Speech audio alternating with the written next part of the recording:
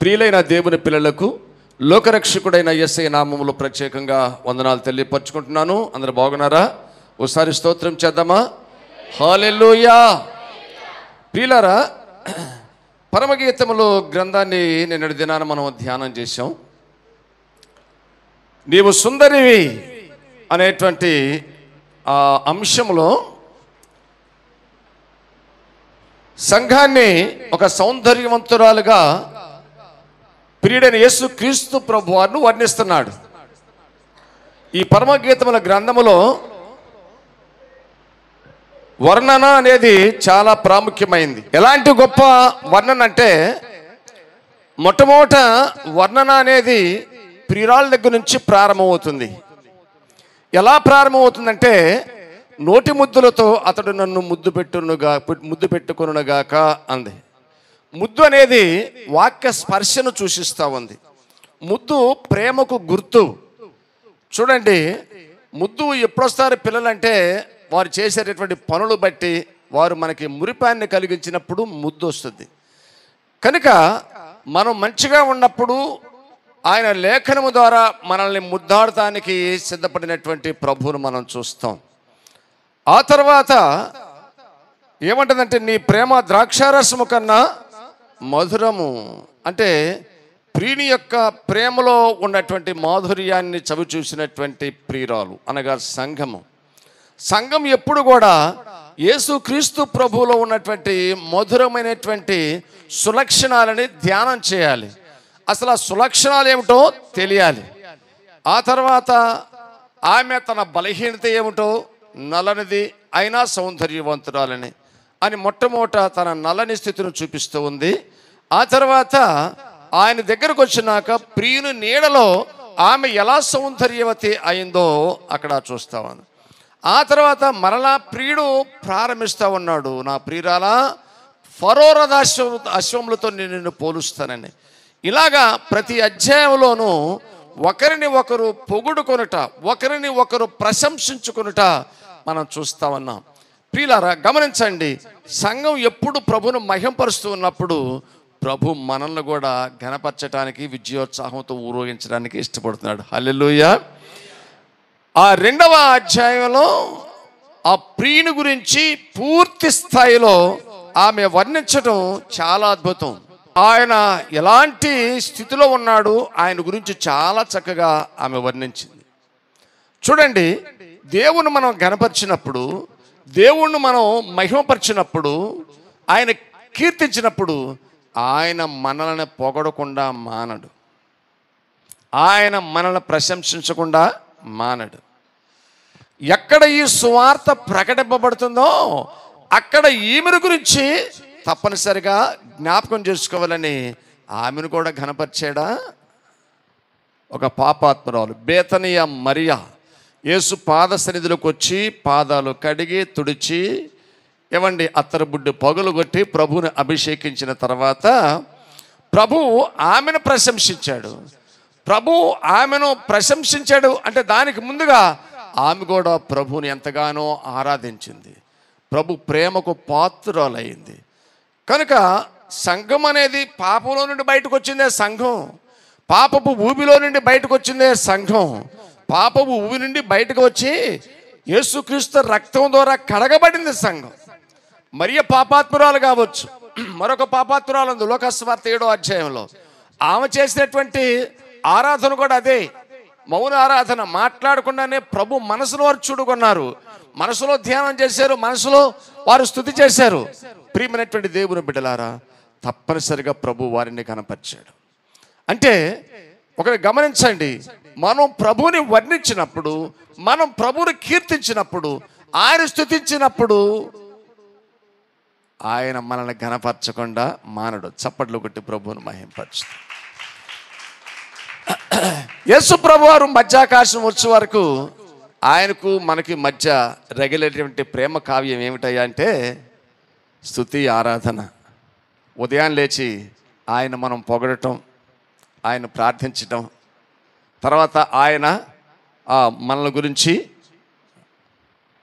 ఆయన గొప్పగా ఒక ఉన్నతమైనటువంటి ఆలోచన కలిగి ఉండటం. ప్రియులారా, రాత్రి నీవు సుందరివి అనేటువంటి ఈ అంశంలో మొదటి వచనాన్ని మనం ధ్యానం చేసాం. నా ప్రియురాల, నీవు సుందరివి, నీవు సుందరివి.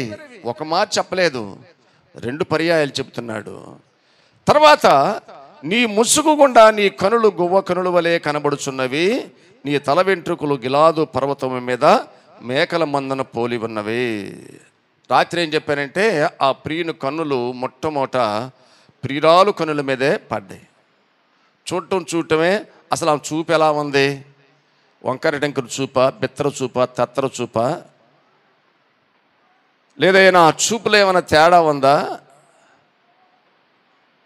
నేను ఆత్మీయుని అని ఒకవేళ దేవుని సన్నిధికి వచ్చి నటనతో కూడినటువంటి చూప అని చూస్తే ఆమె చూపు ఎలా ఉంది అంటే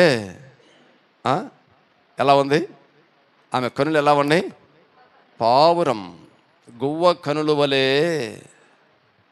తర్వాత ధ్యానం చేస్తాను ఆమె కన్నుల గురించి. అక్కడ హెష్బోను పట్టణపు తటాకములతో కూడా పోలుస్తాడు తర్వాత ప్రభు చిత్తమైతే దాని గురించి వర్ణిస్తాను.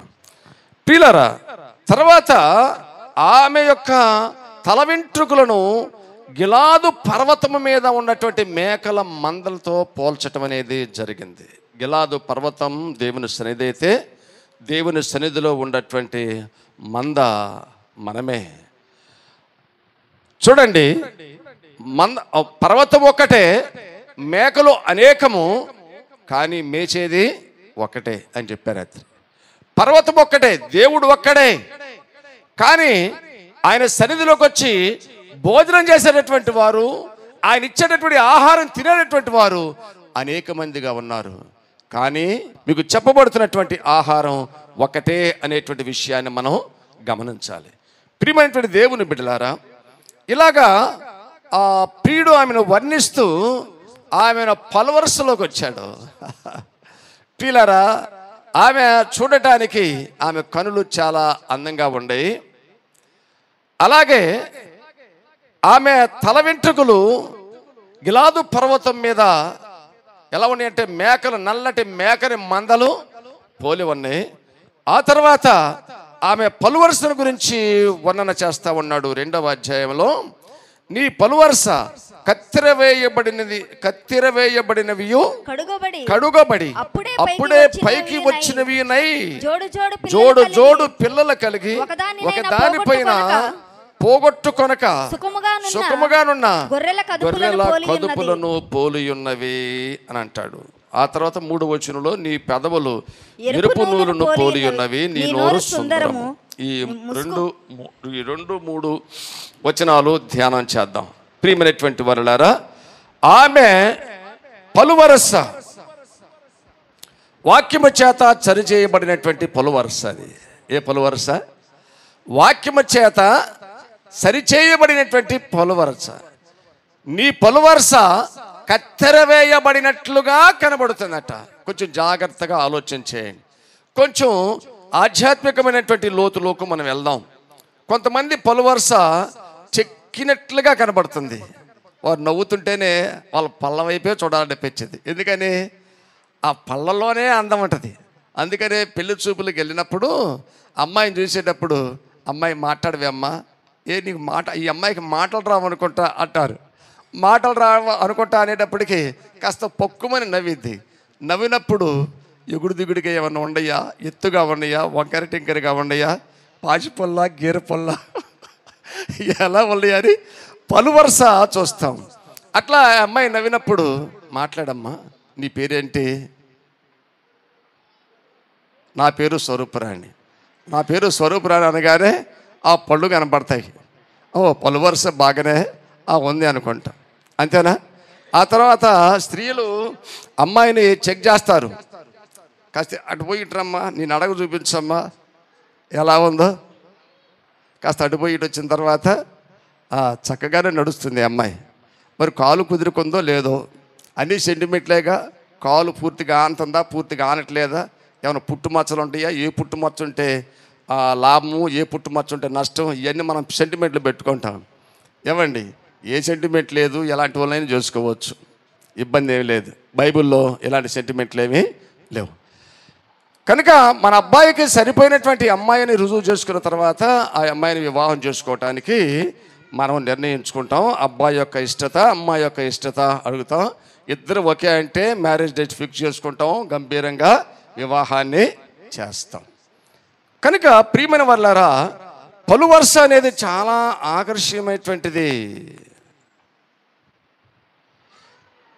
దేవుని చేత, యేసుక్రీస్తు అనేటువంటి వరుడి చేత నీవు సెలెక్ట్ కావాలంటే మొట్టమొదట నీ కనుదృష్టి బాగుండాలి. ఏమండి? ఆ తర్వాత రెండో అంశంగా ఆ తల వెంట్రుకలు అనేవి ఆలోచనలు, ఊహలు, తలంపులకు సాదృశ్యమని రాత్రి చెప్పా. ఒకటి, నీ కనుదృష్టి బాగుండాలి. ఆయన ప్రేమను చూరగొనాలంటే, ఆయన సంఘ వధువుగా నిన్నెన్నిక చేయాలంటే నీ కనుదృష్టి బాగుండాలి. తర్వాత రెండవదిగా నీ ఊహ, నీ ఆలోచన, నీ తలంపు, నీ ఉద్దేశములు ఆయనకి ప్రియమైనగా ఉన్నాయో లేవో అనేది డిసైడ్ చేసుకోవాలి. మూడవదిగా నీ పలువరుసను చూస్తాడు ఆయన. అసలు ఆ పలువరుస కత్తెర వేయబడిన పలువరుసేనా? పాస్టర్ గారు, జుట్టుకు కత్తెర వేయటం మేము చూసాం, కానీ ఈ పలువరుసకు కత్తెర వేయటం మేము చూడలేదండి అని అంటారు. వాస్తవమే, ఎవరు కూడా పలువరుసగా కత్తెర వేయరు. పిల్లలు అయితే ఇప్పుడు లేటెస్ట్ ఏమైంది, చాలా కాలం నుంచి ఎవరికైనా పొళ్ళు కాస్త ముందుకొచ్చి ఇదిగా ఉంటే కాస్త ఇక పొల్లు చెట్టేట కట్టేస్తున్నారు. తీగలు పెట్టి కట్టి కాస్త వెనక్కి వచ్చేటట్టు చేస్తున్నారు. ఎంత వెనక్కి వచ్చినా వంకరే, పుట్టకలోనే ఉండాలి. కానీ మనం ఎంత క్లిప్పులు పెట్టి దాన్ని సరి చేయాలన్నా వంకరగానే ఉంటాయి. కనుక మానవుని యొక్క జీవితంలో పళ్ళు చాలా ప్రాముఖ్యమైంది. 32 పళ్ళల్లో 8 కోత దంతాలు ఉంటాయి. కోయు లక్షణాలు కలిగినటువంటి, తినేటటువంటి ఆహారాన్ని ఎక్కడికక్కడ బ్లేడ్ పెట్టి కట్ చేసినట్లుగా ముక్కలుగా చేసి పారనొక్కింది. తర్వాత 4 కూరలు ఉంటాయి. నాకు అరిగిపోయి కూరలు కనపడవు నా పళ్ళకి. వయసులో ఉన్నటువంటి వారికి అయితే ఇటొకటి 4 కూరలు ఉంటాయి. ఏదన్నా బట్టను చించాలన్నా, ఏదన్నా చీల్చాలన్నా ఇట్ట పట్టుకుని, నేను తలస్నానానికి వెళ్తే నాకు షాంపూ కూడా రాదు. షాంపూ కూడా పళ్ళల్లో పట్టుంటేగా 2 కూర పన్నులుంటే అట్ట గ్రిప్ వచ్చి షాంపూని చీల్చగలం. నాకు షాంపూ పడదు ఇటు కూడా. కనుక 4 కూర పళ్ళు ఉంటాయి. ఈ కూర పళ్ళతో దేన్నైనా చీల్చగలం. ప్రియులారా, ఆ తర్వాత మరొక 8 ప్రేమోలార్ దంతాలు అంటారు. ప్రేమోలార్ దంతాలు అని ఆ ఫ్రంట్ పార్ట్లో ఉంటాయి. ఆ తర్వాత 12 మొలాట్లీ అనేటువంటి దంతాలు ఉంటాయంట. మొలాట్లీ అనేటువంటి దంతాలు మొత్తం 32 దంతాలు అయినాయి. దంతాలు అమెరికా చక్కగా ఉన్నప్పుడు మూతి కూడా చక్కగా ఉంటుంది. మూతికి అందాన్ని ఇచ్చేది దంతాలు సెట్టే. మూతి ఈ పొళ్ళు లోపలకుండా చపిడి మూతిలా కనపడుద్ది. ఈ పొళ్ళు పైకుండా ఎట్టుంటుంది, కొంచెం ముట్టుండవల్లాగా కనపడుతుంది. పలవరుస చక్కగుంటే ఆ మూతి కూడా అందంగా ఉంటుంది. అంటే సౌందర్యాన్ని గురించి చెబుతున్నానండి, ఏమనుకోవద్దు. ప్రియమైనటువంటి వారులారా, ఈ పలవరుసను కత్తిరించేటటువంటి కత్తెర ఎక్కడ ఉంది? పుచ్చిపళ్ళు అయితే ఆ కటింగ్ బ్లేడ్ పెట్టో లేకపోతే ఏదో సాధనాన్ని పెట్టి ఆ పన్ను పీకేస్తారు. కానీ ఈ పలువరుసను, నీ పలుకుల వర్షన్ను క్రమబద్ధం చేయగలిగేటువంటి 2 కత్తెరలు ఎక్కడున్నాయి అంటే అది పరిశుద్ధ గ్రంథంలో 66 పుస్తకాల్లో రూపంలో ఉంది. చప్పట్లు కొట్టు ప్రభువును మహింపరచండి. ప్రియమైనటువంటి వారలారా, ఒక కత్తెర ఏమిటాయంటే, కత్తెర అంటే 2 కత్తుల సమూహం, 2 కత్తులు కలిసి ఉంటుంది. ఆ 2 కత్తులు కూడా సమానమైన బలం కలిగి ఉంటుంది. ఆ 2 కత్తుల్ని బిగించడానికి మధ్యలో మధ్యవర్తికి ఒక రాడ్ అనేది ఉంటుంది. పాత నిబంధన ఒకటైతే క్రొత్త నిబంధన ఒకటి. ఆ రెంటికి మధ్యవర్తిగా ఉన్నటువంటి వాడు మన ప్రభువైన యేసుక్రీస్తు. హల్లెలూయా. ప్రియమైనటువంటి దేవుని వరలారా, కనుక పాత నిబంధన క్రొత్త నిబంధన ఈ రెంటికి ఉన్నటువంటి శక్తి ఏమిటయ్యా అంటే, చూడండి, వాక్యము చేత నిన్ను సరిచేసేటటువంటి నీ పలు వరసను సరిచేయుట, నీ పలు వరసను సరిచేయుట అనగా నీ పలుకును సరిచేసేటటువంటి శక్తి ఈ రెండు పుస్తకాలకు ఉంది. దేవునికి స్తోత్రం. అందుకని యేసుక్రీస్తు ప్రభువారు లూకాసు వార్త 22వ అధ్యాయం 36వ వచనంలో, లూకాసు వార్త 22:36లో కత్తి లేని వాడు తన బట్టను అమ్మి కత్తి కొనుక్కోమన్నాడు. ఏమన్నాడు? కత్తి లేని వాడు తన బట్టను అమ్మి కత్తి కొనుక్కోమన్నాడు. దీని కొంచెం లోతుగా ఆలోచించాలి. ఏమంటున్నారంటే, కొంతమంది దీని గురించి చెడుగా ప్రచారం కూడా జరుగుతుంది. ఏ గ్రంథాన్ని కూడా విమర్శించడం మంచిది కాదు. ఎవరి మత గ్రంథం వారికి చాలా ప్రియమైనదిగా ఉంటుంది. అంటే ఎవరి మత గ్రంథాన్ని మనం విమర్శించినా ఆ మతానికి సంబంధించినటువంటి విశ్వాసులు ఉన్నారే, మనుషులు ఉన్నారే, వారు మానసికంగా చాలా వారి మనోభావాలు దెబ్బతింటాయి. నా ప్రియమైనటువంటి వారులారా, ఏమన్నాడు? కత్తి లేని వాడు తన బట్టనమ్మి కత్తి కొనుక్కోమన్నాడు. ఒక సైకాలజిస్ట్ అన్నాడు, ఒక చిరిగిన చొక్కాయి తొడుక్కో, మంచి పుస్తకం కొనుక్కో అన్నాడు. ఏం తొడుక్కోవాలంట? చినిగిన చొక్కాయి తొడుక్కో, ఇబ్బంది లేదు, కానీ మంచి పుస్తకాన్ని కొనుక్కో. మంచి పుస్తకం కొనుక్కుంటే ఒక రోజున నీ చిరిగిపోయిన చొక్కా నీ మీద ఉండదు, నీ డ్రెస్ మారిపోతుంది, నీ డ్రెస్ కోడ్ మారిపోతుంది. షూట్ వేస్తావేమో, ఖరీదైన వస్త్రం వేస్తావేమో, మంచి పుస్తకం నీ దశను నీ దిశను మారుస్తుంది. ప్రియమైన వారలారా, భౌతిక ప్రపంచంలో ఉన్నటువంటి మంచి నాలెడ్జ్ సంపాదించుకోవటానికి మంచి పుస్తకం ఉపయోగపడుతుంది. ఇంకొక మంచి పుస్తకం ఉంది, అది బైబిల్. నిన్ను పరలోక రాజ్యంలో చేర్చడానికి అది ఉపయోగపడుతుంది. కనుక ఇక్కడ చొక్కాయి ప్రాముఖ్యం కాదు, ఇక్కడ చొక్కాయి ప్రాముఖ్యము కాదు, వాక్యమునకు సాదృశ్యమైనటువంటి కత్తి ప్రారంభం. దేవుని యొక్క వాక్యము కత్తితో పోల్చబడింది. హెబ్రీ పత్రికలోకి రండి. దేవుని యొక్క వాక్యము కత్తితో పోల్చబడింది. చదువునానా? ఎందుకనగా దేవుని యొక్క వాక్యము సజీవమై బలము గలదై రెండంచుల గల ఎటువంటి ఖడ్గము కంటెను వాడిగా ఉండి ప్రాణాత్మలను కీళ్లను మూలుగును విభజించినంత మట్టు వరకు దూరుచు హృదయం యొక్క తలంపులను ఆలోచనలను. హల్లెలూయా చెప్దామా? అది దేవుని యొక్క వాక్యము దేంతో పోల్చబడింది? కత్తితో పోల్చబడింది. కత్తెర, రెండు కత్తుల సమూహం కత్తెర. ఆ రెండు కత్తులు ఏమని చెప్పాను? పాత నిబంధన క్రొత్త నిబంధన మధ్య నువ్వు చెక్కబడాలి. పాత నిబంధనలో ఉన్నటువంటి సత్యాన్ని నువ్వు గ్రహించాలి, క్రొత్త నిబంధనలో ఉన్నటువంటి సత్యాన్ని నువ్వు గ్రహించాలి. ఆ రెండిటి మధ్యవర్తిగా ఉన్నటువంటి ప్రభువైనటువంటి యేసు క్రీస్తు ఎలాగా నిన్ను కత్తిరిస్తున్నాడో, నీకు ఆత్మీయ రూపాన్ని ఇస్తున్నాడో నువ్వు ఆలోచన చేయాలి. కొన్ని పార్కులకు వెళ్తే అక్కడ చక్కగా చెట్లన్నిటినీ కత్తిరించి ఉంచుతాడు, అవునా కాదా? చక్కని డిజైన్లు, ఏనుగు బొమ్మలు ఉంటాయి, అంటే జంతువుల బొమ్మలతో చెట్లు వేసి ఆ జంతువుల బొమ్మల రూపాన్ని కూడా కట్ చేస్తాడు. అవి కట్ చేసినాక ఎంతో అందంగా ఉంటాయి. కొన్నిసార్లు కట్ చేసిన తర్వాత దానికి నూతనమైనటువంటి చిగురు కూడా వస్తుంది. ప్రియమైనటువంటి వారలారా, నువ్వు చిగురింపబడాలంటే వ్యర్థమైనటువంటి వాటిని కత్తిరవేయాలి, కత్తిరించబడాలి. ప్రియులారా, నువ్వు సరిచేయబడాలి. నీ పలువరుస, నీ పలుకు సరిచేయబడాలి. నీ పలుకు సరిగా లేకపోతే అది నువ్వు దేవునికి ప్రియమైన బిడ్డవు కాదు. సంఘ వధువు లక్షణాలు నీలో పుష్కలంగా లేనట్లు దాని యొక్క అర్థము. అందుకని లూకాసు వార్త 22వ అధ్యాయం 38వ వచనంలో 22:38లో ప్రభువా ఏమంటున్నాడు అక్కడ శిష్యుడు? ప్రభువా, ఇదిగో ఇక్కడ రెండు కత్తులు ఉండవని అనగా ఏమన్నాడు యేసు ప్రభు? చాలును అన్నాడు. ఏమన్నాడు? ఎన్ని కత్తులు చాలంట? కత్తిరించడానికి ఎన్ని కావాలి? 2 చాలు. నిన్ను సరిచేయటానికి, నీకొక చక్కని రూపాన్ని తీసుకురావటానికి పాత నిబంధన, క్రొత్త నిబంధన అనే 2 కత్తెరలు సరిపోతాయి. చప్పట్లు కొట్టండి. నీలో ఆత్మీయ రూపం వచ్చే వరకు నువ్వు ఆయా సమయాల్లో వ్యర్థమైనటువంటి వాటన్నీ కూడా పోయి దేవుని కొరకు నువ్వు చిగురించుటకు ఈ 2 కత్తెలు చాలు.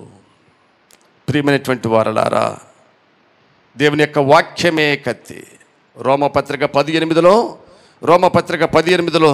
పౌలు గారు అంటాడు, అదేమని చెప్పుచున్నది వాక్యము నీ యొద్దను. అదేమని చెప్పుచున్నది వాక్యం ఎక్కడంట? వాక్యము నీ యొద్దను, నీ నోటను, నీ హృదయములోను ఉన్నది.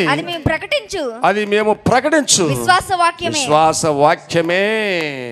ఎక్కడుందంటే వాక్యం ఏడుంది? ఏడుందా వాక్యం? ఉందా? ఎక్కడుంది వాక్యం? బైబిల్లోనే పెడుతున్నావు వాక్యం. నీ నోట్లో ఉండదా వాక్యం? నోటి నిండా దుర్గంధపు మాటలు అంటే నీకు వాక్యం ఎట్లా నిలబడిద్ది? మన నోరే మంచిది కాదు. అప్పుడు మన నోరే పాపము దుర్గంధముతో ఉంటే పరిశుద్ధ వాక్యము నీ నోటిలో ఎలా ఉంటుంది?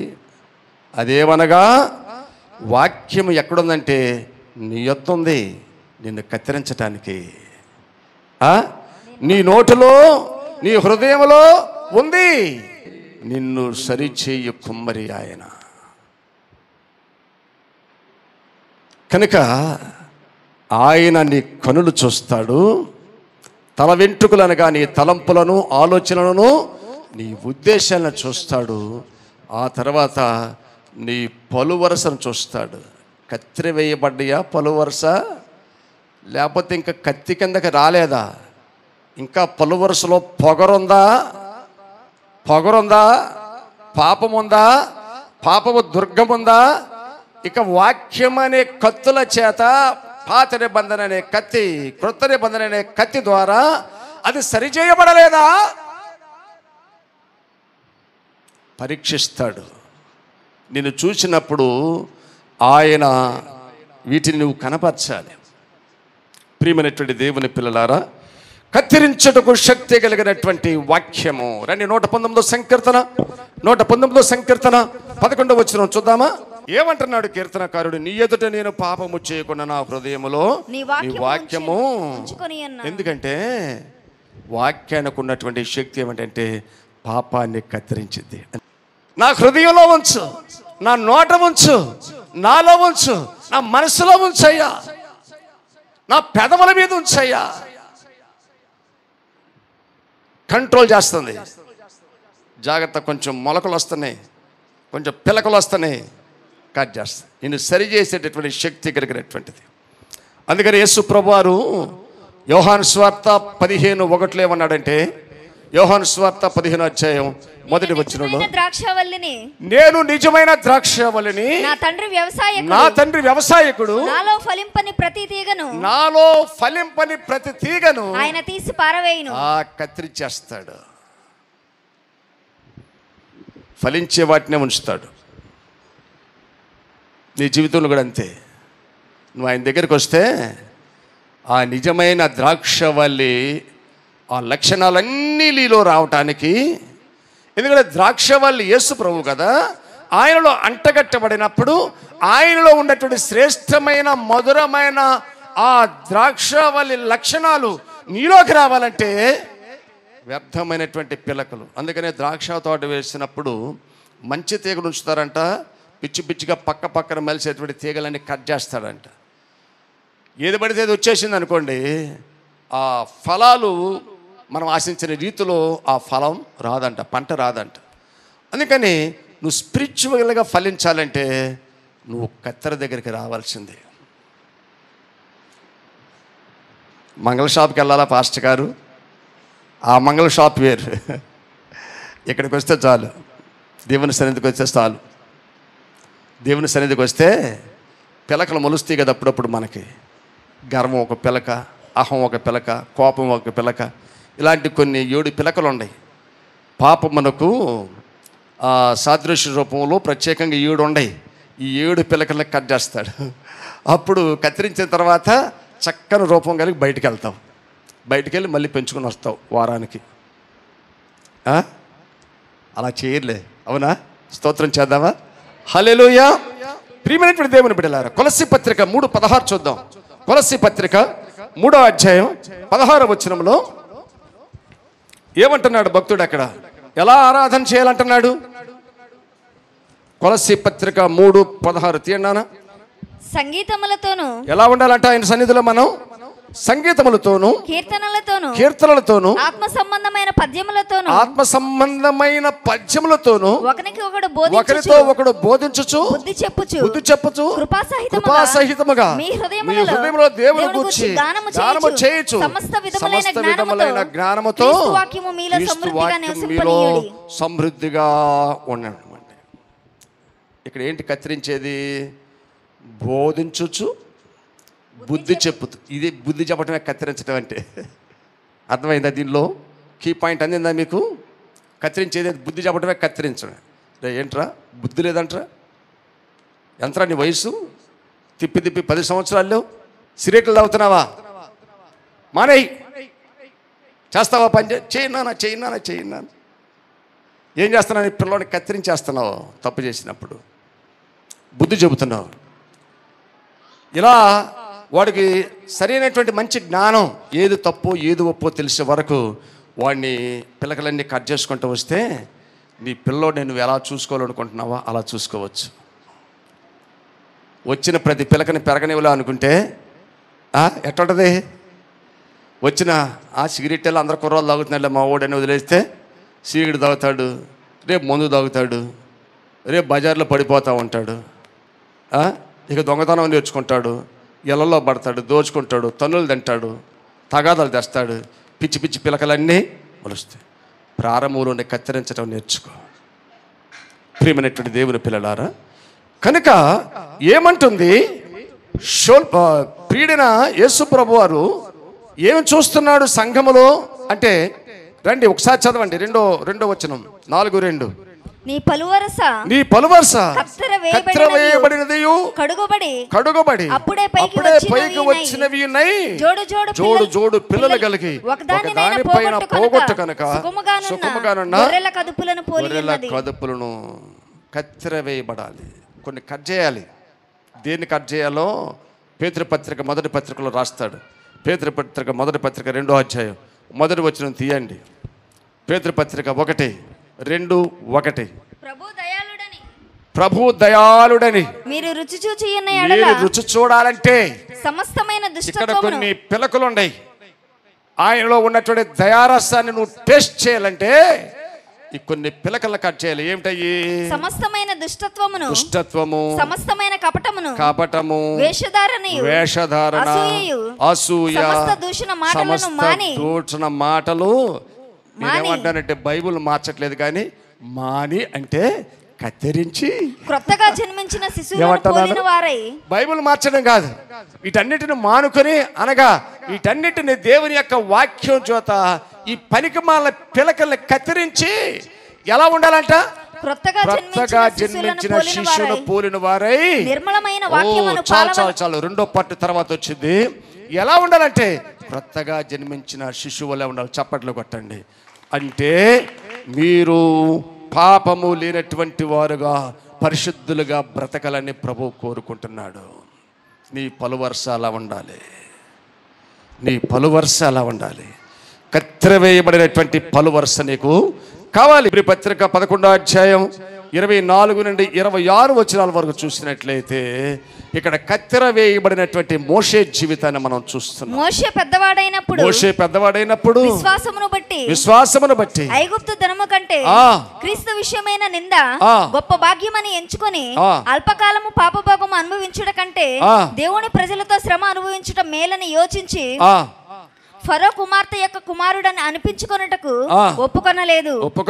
ఎలయనగా అతడు ప్రతిఫలముగా కలుగబోవు బహుమానమందు దృష్టి ఉంచెను. దేని కొరకంట? కలుగబోవు బహుమానము కొరకు దృష్టి ఉంచి, జాగ్రత్తగానండి దీన్ని క్లుప్తంగా చెబుతా.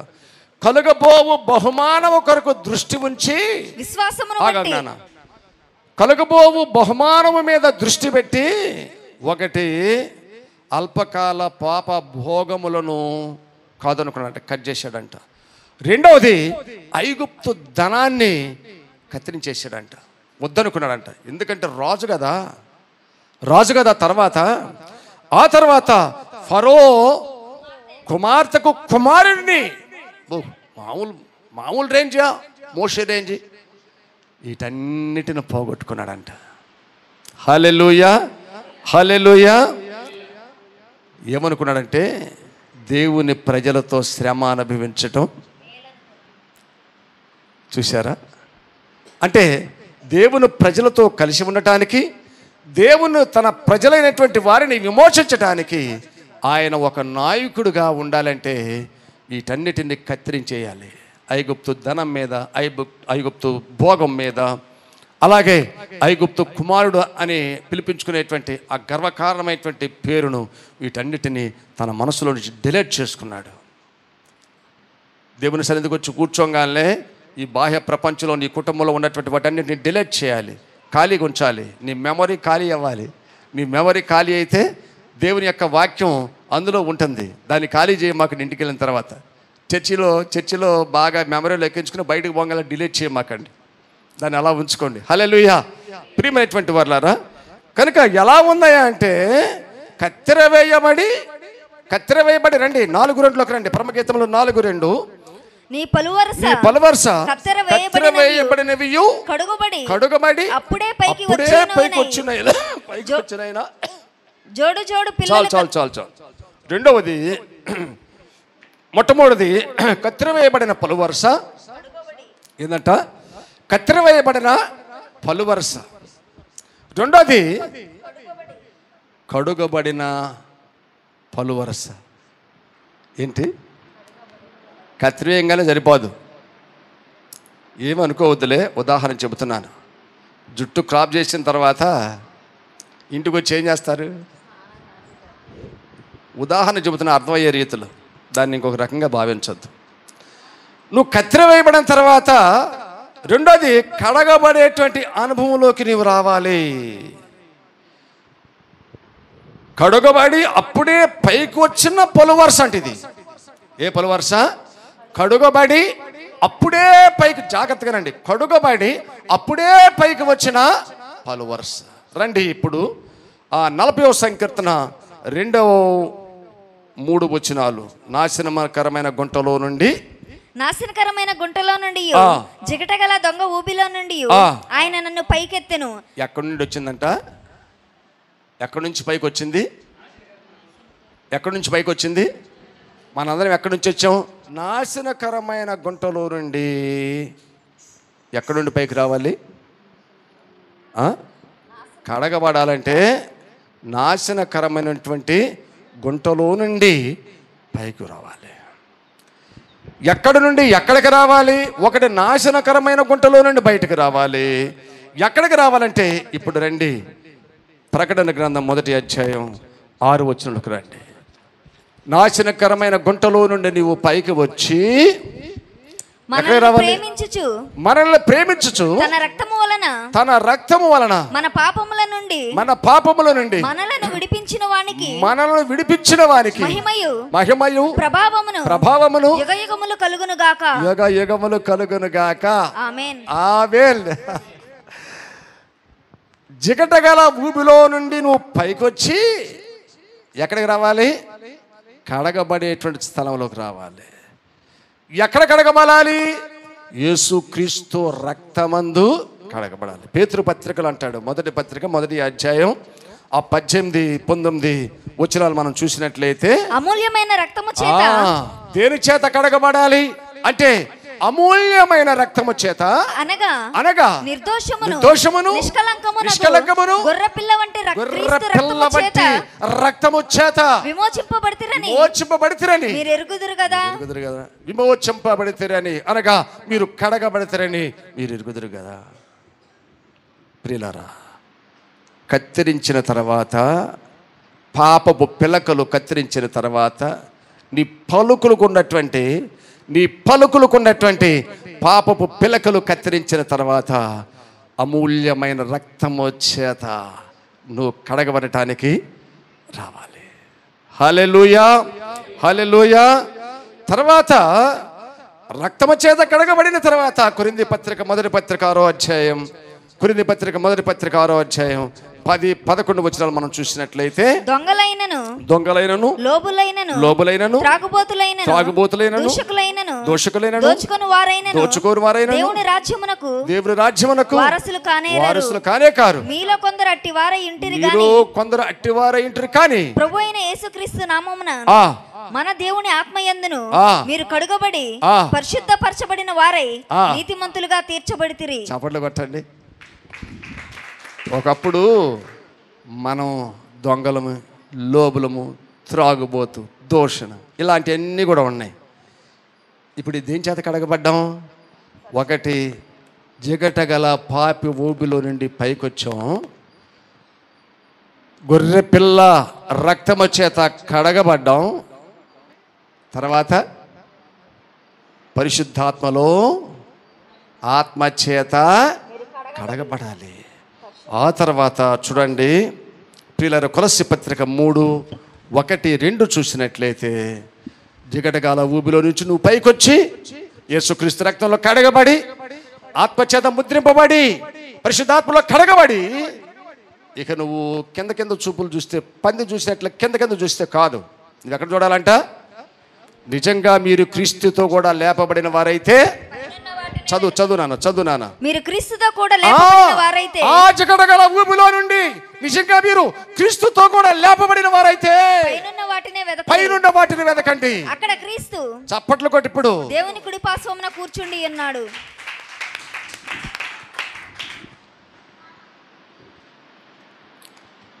పైనున్న వాటిని వెదకండి. మీరు కడగబడిన వారైతే భూ సంబంధమైనటువంటి వాటిని వెదకండి. ఇందాక మోషే పైనున్నటువంటి వాటిని వెదికాడు. దేవుని ప్రజలతో నిన్నైనా పర్వాలేదు, అవమానమైన పర్వాలేదు, నేను ఆయన పిలుపు లోబడాలి. నన్ను నాయకుడు చేశాడు, నన్ను నమ్మాడు, నేను నమ్మక ద్రోహం చేయను. ఇప్పుడు ఆయన ఇల్లు అంతట్లో నమ్మకస్తుడిగా ఉండాలనుకున్నాడు, ఉన్నాడంతే. నా ప్రియమైనటువంటి పిల్లలారా, ఎఫెసీ పత్రిక 5వ అధ్యాయం 27వ వచనం చూసినట్లయితే పైనున్న వాటిని వెదుగుతున్నటువంటి నీవు పైనున్నటువంటి వాటిని వెదుగుతున్నటువంటి నీవు లింకు చూడండి. వాక్యానికి నిద్రపోతుంటే అజాగ్రత్తగా ఉంటే మనసును అటు ఇటు పోతే అసలు అర్థం కాదు.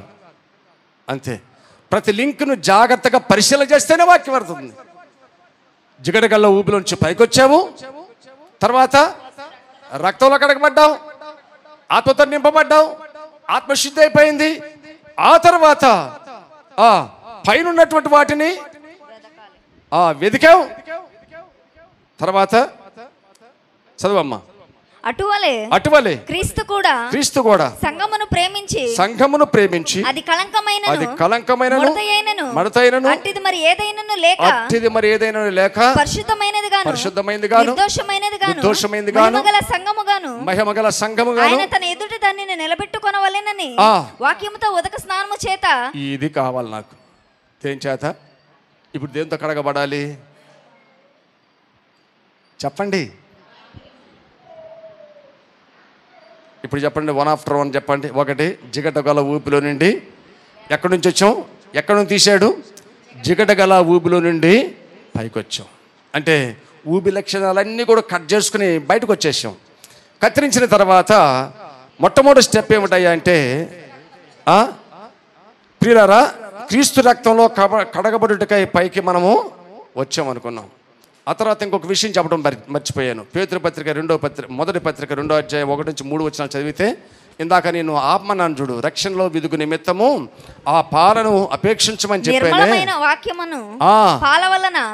రక్షణ విషయంలో ఎదుగు నిమిత్తము ఆ పాలను అపేక్షించుడి. రక్తంలో కడగబడిన తర్వాత రెండవది రక్షణలో ఎదగటం నేర్చుకోవాలి. ఆ తర్వాత పరిశుద్ధాత్మలో కడగబడుతూ ఉండాలి. ఆ తర్వాత పై ఉన్నటువంటి వాటిని వెదకాలి. ఆ తర్వాత వాక్యము చేత కడగబడాలి.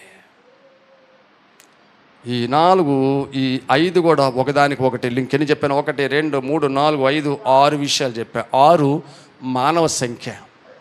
పాపపు దుర్గంధం నీలో పోవాలంటే, నీ పలుకు దేవునికి ప్రీతికరంగా ఉండాలంటే ఈ గుంట అనుభవం నుంచి బయటకు రావాలి. కత్తిరించినంత వరకు కత్తిరించేసాం.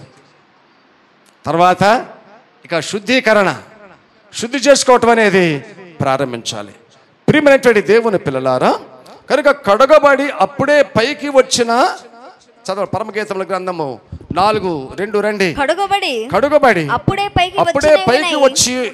పైకి వచ్చినవియునై జోడు జోడు పిల్లలు కలిగి ఒకదానినైనా పోగొట్టుకొనక సుఖముగానున్న గొర్రెల కదుపులను పోలి ఉన్నది. ఏందది? పలువరస. ఎలా ఉందంట? గొర్రెల కదుపులు. గొర్రెల్ని విడదీయలేం, అవన్నీ ఒక చోట ఉంటే కదుపులు పొలుగులు స్టెప్పులుగా నేను చాలాసార్లు చెప్తూ ఉంటాను. అప్పుడప్పుడు పిక్చర్లో మనం చూస్తూ ఉంటాం, ఒక పచ్చిక మైదానంలో గొర్రెల సమూహం ఉన్నప్పుడు గొర్రె ఎడంగా మేయటానికి ఇష్టపడేవి ఎక్కువ. అన్నీ ఒక చోట ఉండి మేయటానికి ఇష్టపడతాయి, అందుకనే యేసు ప్రభువారు కూడా ఆయన పిల్లల గొర్రెలతో పోల్చాడు. ఒక సమూహంగా ఉండే దగ్గర తినటానికి ఇష్టపడతాయి, గుంపుగా వెళ్ళాలన్నా కలిసి వెళ్ళటానికి ఇష్టపడతాయి. ఒక గొర్రె అలా వెళ్తే గొర్రె కూడా అలాగే వెళ్ళటానికి ఇష్టపడుతుంది. ప్రియమైనటువంటి వారులారా, గొర్రె నమ్ముకుంటుంది. అయ్యో ఆ గొర్రె అలా దూకుతుంది నేను ఎలా అనుకోదు, ఎదురుదాన్ని నమ్ముతుంది. ఇది సంఘంలో ఉన్నటువంటి ఐక్యతను సూచిస్తూ ఉంది. ప్రియమైనటువంటి వారులారా, కనుక ఎలా ఉన్నాయంటే జోడు పిల్లలు కలిగి ఒక దానినైనను పోగొట్టుకొనని. మూడోది జోడు పిల్లలు కలిగి ఒక దానినైనా పోగొట్టుకొనని పలువరస. హీట్ ఎక్కుతుందా? ఏసీ ఉంటే బాగుండేది, ఇవాళ తలగా హీట్ ఎక్కింది, ఏసీ ఉంటే కూల్ అయ్యేది, అంతేనా? నెంబర్ 1 రండి. దానికంటే ముందు కత్తిర వేయబడాలి పలువరస, కత్తిర వేయబడిన పలువరస, తర్వాత కడుగబడిన పలువరస, తర్వాత జోడు పిల్లలు కలిగి ఒక దానినైనను పోగొట్టుకొనని పలువరస. ఏ పిల్లలు ఇవి? ఏ పిల్లలు? ఏది లేకపోయినా ఇక అందం లేదు, ఏది లేకపోయినా అందం లేదు. జోడు పిల్లలు కావాలి. ఈ జోడు పిల్లలు ఏందో చెబుతా. జోడు పిల్లలు మొన్న జలగకు జోడు పిల్లలు. ఏ పిల్లలు అయ్యి? ఇమ్ము అని 2 కూతుర్లు ఉన్నారు.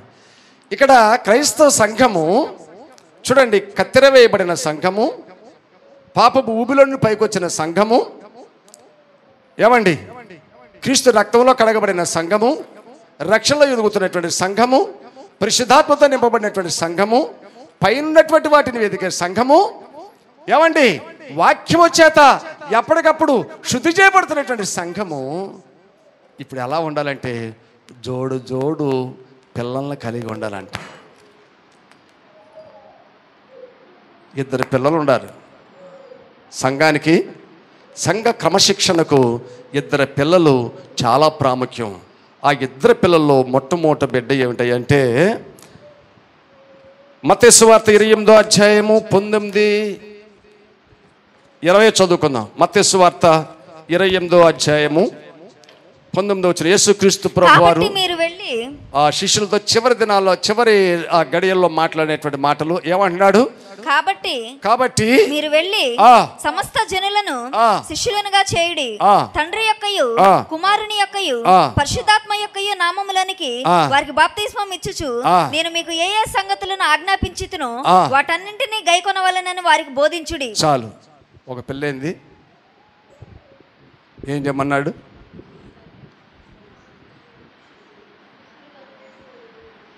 జోడు పిల్లలంటే ఒక పిల్ల బాప్తిస్మం. ఏంటి బాప్తిస్మం? వాస్తవంగా ఈ స్టెప్ను ముందుకు తీసుకెళ్ళాలి. ఈ స్టెప్ను ముందుకు తీసుకెళ్తే మీకు కరెక్ట్గా వచ్చేది. కానీ లేఖనంలో మాత్రం అదే ఆర్డర్లో ఉండటం వల్ల నేను అట్లా ఆర్డర్ రాసుకున్నా. జోడు పిల్లలంటే మొట్టమొదట ఇదేమిటయ్యా అంటే మొదటి పిల్ల బాప్తిస్మం. పిల్లారా, కనుక ఒక జోడి పిల్ల ఏమిటంటే బాప్తిస్మం అంటే టు డిప్, మునుగుట. చూడండి, యేసుక్రీస్తు ఇప్పుడు మనం బాప్తిస్మం ఇచ్చేటప్పుడు ఆ మునుగటం చూస్తే రోమపత్రిక 6వ అధ్యాయం ఉంటుంది, చదవాల్సిన అవసరం లేదు. ఆ మునుగుట అనే దేనికి సాదృశ్యమయ్యా అంటే యేసుక్రీస్తు మరణమునకు సాదృశ్యం. అంటే మన పాపం ఇక నీళ్ళలో సమాధి చేసామని దాని యొక్క అర్థం. ఆ పాపాన్ని సమాధి అంటే బాప్తిసం పొందినటువంటి వ్యక్తిలో ఇక పాపపు నీడలు కనబడకూడదు. ఇది రుజువు. అర్థమైందా? నేను బాప్తిసం పొందాను అని నేను చెయ్యెత్తాననుకో, రుజువు ఏమిటయ్యా అంటే ఇక పాపపు ఛాయలు కనపడకూడదు. చచ్చి సమాధి చేయబడినటువంటి వ్యక్తి కనపడతాడా? ఏమండి? సమాధి దుర్గంధం. అందుకనే శాస్త్రుల పరిశీలన గురించి ప్రభు ఏమన్నాడు? మీరు సున్నము కొట్టిన సమాధుల్లాగా ఉన్నారన్నాడు. సున్నము కొట్టిన సమాధి పైకి చూస్తేనేమో తెల్లగా ఉంది, లోపల చూస్తే కంపుంది. అది అలా ఉండొద్దు. మీరు ప్రియమైన వారలారా, మీరు పాప విషయంలో చచ్చిపోయారు. ఆయన పునరుద్ధానుడై తిరిగి లేవచ్చుడు చూడగా నీతి విషయమై మీరు బ్రతికారు. హల్లెలూయా, హల్లెలూయా. కనుక బాప్తిస్మం అంటే చనిపోయి తిరిగి లేచుట.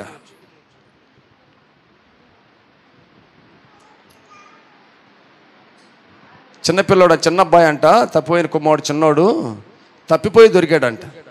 ఏం చేశాడంట? తప్పిపోయి దొరికాడంట. ఈ నీ తమ్ముడు తప్పిపోయి మరలా దొరికను అంటాడు. అంటే ఏమిటి? చచ్చిపోయాడు, లోకంలో చచ్చాడు. వాడు లోకంలో చచ్చి మరలా ఇంటికి వచ్చాడు. ఈ ఇంటికి వచ్చిన తర్వాత వాడు బ్రతికాడని. ఒక బాప్తిస్మం అనేది ఎలాంటిదయ్యా అంటే తప్పిపోయిన కుమారుడు తప్పు తెలుసుకుని తండ్రి ఇంటికి వచ్చుట లాంటిది. తండ్రి ఇంట్లో ఉండేటటువంటి ఈవులు పొందుకునేలాంటిది. ఒక జమీందారీతనం, ఒక రాజకుమారుడు అయ్యాడు అప్పుడు. ప్రియమైనటువంటి వారలారా, బాప్తిస్మం ద్వారా మనందరం కూడా పరలోక రాజ్యానికి అర్హులు అనేటువంటి ఒక సర్టిఫికెట్ పొందినటువంటి వారం. అప్పుడే పొందినట్టు కాదు, నీ గొంతుకులో ప్రాణం ఉన్నందు వరకు పాప విషయంలో చస్తేనే. అర్థమైందా? పాప విషయంలోనే చస్తేనే. ఏదైతే విసర్జించావో, దేన్నైతే కత్తిరించి పారేసావో వాటిని మళ్ళా తెచ్చిపెట్టుకుంటే కుదిరే పని కాదు. ప్రియులారా, రెండవ జోడు పిల్ల ఏమిటయ్యా అంటే రండి, కొరింథీ పత్రిక మొదటి పత్రిక 11వ అధ్యాయం 26వ వచనం. దీన్ని చెప్పి ముగిస్తాను. తర్వాత పెదవుల గురించి చెప్తాను. మీరు ఈ రొట్టెని తిని ఈ పాత్రలోనిది త్రాగునప్పుడల్లా ప్రభు వచ్చే వరకు ఆయన మరణమును ప్రచురించుదురు. ఇదేని ఇప్పుడు ఇదేమంటారు? దీన్ని ప్రభు బల్ల ఆరాధన. ఒకటి బాప్తిస్మం, సంఘంలో జోడు పిల్లలు ఏమిటాయంటే ఒకటి బాప్తిస్మము, రెండవది ప్రభు బల్ల ఆరాధన. నా శరీరము తిని నా రక్తము త్రాగువాడే నిత్య జీవము కలవాడు. నా శరీరము నిజమైన ఆహారము, నా రక్తము నిజమైన పానమునై ఉన్నది. దీన్ని చేయవాడు మరణములో నుండి జీవములో ప్రవేశిస్తాడు. ప్రియులారా, ఈ జోడు పిల్లలు ఎలా ఉందంట? పొలవరుస మామూలుగా లేదంట, కత్తిరించబడిందంట. ఎలా ఉందంట? కత్తిరించబడిందంట. ఆ తర్వాత కడగబడిందంట. ఇక ఎట్లా ఉందంటే జోడు పిల్లల్లాగా సంఘంలో ఐక్యత కలుగుతూ కలిసి పాటలు పాడుతూ ప్రభువును మహిమపరుస్తూ, ఏమండి, రక్షణ అనుభవం కలిగి, బాప్తిస్మ అనుభవం కలిగి ప్రభు బల్ల ఆరాధనలో చేయబడుతున్నారంట. ఇది ఐక్యతను సూచిస్తామంది. పళ్ళకి మధ్య ఐక్యత ఉండాలి. ఇందాక చెప్పానే, కూరపళ్ళు చేసే పని కూరపళ్ళు చేయాలి, పొదునైన చేసే పనులు అయ్యే చేయాలి.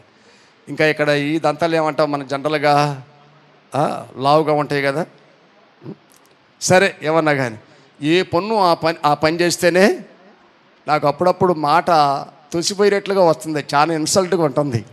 కారణం ఏమిటంటే ఆ రెండు పళ్ళ మధ్య పళ్ళు అరిగిపోయి గ్యాప్ వచ్చి పదాన్ని కరెక్ట్గా ఉచ్చరించలేకపోతున్నా. బయట మాట్లాడుతారు, ఇన్సల్ట్ అవుతుంది. కానీ ఏమనుకుంటున్నానంటే పోనీలా ఇప్పటి వరకు ఈ మాత్రం మాట్లాడుతున్నారు, ఇంకా ముందు రోజుల్లో బ్రతికితే పళ్ళు ఊడిపోతే ఆ భోజతాతలాగా మాట్లాడలేవు. ప్రియమైనటువంటి దేవుని పిల్లలారా, వస్తున్నావా? జోడు పిల్లల్లాగా ఉన్నావా? జోడు పిల్లల అనుభవం మీలో ఎంతమందికి ఉంది? యవనస్తులారా, జోడు పిల్లల అనుభవం మీకుందా? బాప్తిస్మం నీకుందా? ప్రభు బల్లారాధన చేయబెట్టేటువంటి అర్హతను సంపాదించుకున్నారా? జ్ఞానాన్ని సంపాదించుకోవడానికి కాలేజీకి వెళ్తున్నారు, ఉద్యోగాలు సంపాదించుకోవడానికి కాలేజీకి వెళ్తున్నారు, అంతేనా? మంచి భవిష్యత్తుకు పునాది వేసుకోవడానికి కాలేజీకి వెళ్తున్నారు. కానీ చర్చికి కూడా వస్తున్నారు. ఎందుకు వస్తున్నారు? కాలేజీకి ఒక పర్పస్తో వెళ్తున్నారు, చర్చికి ఏ పర్పస్తో వస్తున్నావు? కాలక్షేపానికి వస్తున్నావా? కాలక్షేపానికి బఠానీలా దేవుని సన్నిధి? చెప్పండి, ఎందుకు వస్తున్నావు? మందిరంలో బాప్తిస్మాన్ని గురించి ప్రస్తావన రావట్లేదా? మందిరంలో ప్రభురాత్రి భోజనం గురించి ప్రస్తావన రావట్లేదా? ఈ మాటలేమి నీకు తట్టవా? నీ హృదయాన్ని తాగడం లేదా? ఎందుకంత కఠినమైనటువంటి హృదయాలు కలిగి యవనస్తులైన పిల్లలు జీవిస్తున్నారు? ఆలోచన చేయండి, రక్షణ తీర్మానం చేసుకోండి. ఈ భౌతిక సంబంధమైన ఈ లోకంలో 70-80 సంవత్సరాలు బతికేటటువంటి ఈ లోకంలో ఉన్నతమైన భవిష్యత్తును కోరుకుంటున్నావే? శాశ్వతమైనటువంటి రాజ్యములో స్థానాన్ని కోరుకోవా? శాశ్వతమైన రాజ్యంలో స్థానాన్ని ఇచ్చాడు దేవుని యొక్క వాక్యములకు అవకాశాన్ని ఇవ్వవా? ప్రియులారా, ఈ జోడు అనే పదములో ఐక్యత ఉంది లేదా? జోడు అనే పదములో ఐక్యత ఉంది. 113 సంకీర్తన నిన్న చదివించాను. 113 సంకీర్తన, సహోదరులు ఐక్యత కలిగి ఎలా ఉండాలంట? ఎలా ఉండాలి? ఎలాంటి ఐక్యత? ఎలాంటి ఫలాలు ఫలిస్తూ ఐక్యత ఉండాలంట? ఎలాంటి ఫలాలు ఫలిస్తూ ఐక్యత ఉండాలంటే ఒక మాట చెప్పి ముగిస్తా. గలతీ పత్రిక 5:22 వచనంలో చదవద్దు, మీకు తెలుసుక. ఒకే మాట చెబుతాయి అంతే. ఏంటి? ఆత్మ ఫలాలు ఫలిస్తూ అంటే ఇక ఎండ్లెస్ ముగింపు లేదు. ఆ చెట్టుకి ముగింపు లేదు. చూడండి, చెట్టు మానవ జీవితం, మనకి ముగింపు లేదు. మరణమే ముగింపు అనుకుంటున్నారా? కాదు, బైబిల్ దాన్ని ఖండిస్తుంది. మరణమున తర్వాత జీవం అనేది ఉంది, శాశ్వతమైన జీవం ఉంది. ప్రియ దేవుని బిడ్డలారా, ఇక్కడ నువ్వు ఫలించేటటువంటి ఆత్మ ఫలింపు పరలోకములో జీవ వృక్షముల ఫలములలో నిన్ను పాలిభాగస్తుల్ని చూస్తుంది. అలాగా గొర్రెల కదుపుల వలె ఐక్యత కలిగి ప్రభు సన్నిధిలో ఉండటానికి, ప్రభులో ఎదగటానికి పరిశుద్ధాత్మ దేవుడు తన కృపను మెండుగా అనుగ్రహించునుగాక. ఆమెన్. సమస్త జ్ఞానమునకు మించిన దేవుని సమాధానము యేసుక్రీస్తు వల్ల మీ హృదయములకు తలంపులకు కావాలి ఉండి కాచి కాపాడి సంరక్షించునుగాక. ఆమెన్. చిన్న ప్రార్థన చేసుకుందాం. దయగల తండ్రి, నాయన మీకు వందనాలు, స్తోత్రాలు. శ్రేష్టమైనటువంటి మాటలు మీ పరిశుద్ధ లేఖనాల నుంచి మాకు తెలియజేశారు. మీ మాటల ద్వారా దేవ మా ఆత్మీయ జీవితాన్ని సరి చేసుకున్నట్టు కృప చూపమని, అలాగే లైవ్లో వీక్షిస్తున్నటువంటి బిడ్డలు, వారి కుటుంబాలు కూడా మీరు దీవించి ఆశీర్వదించమని యేసయ్య నామములో ఈ మనవులు అడిగి వేడుకొంచున్నాం పరమ తండ్రి. Amen, amen, amen.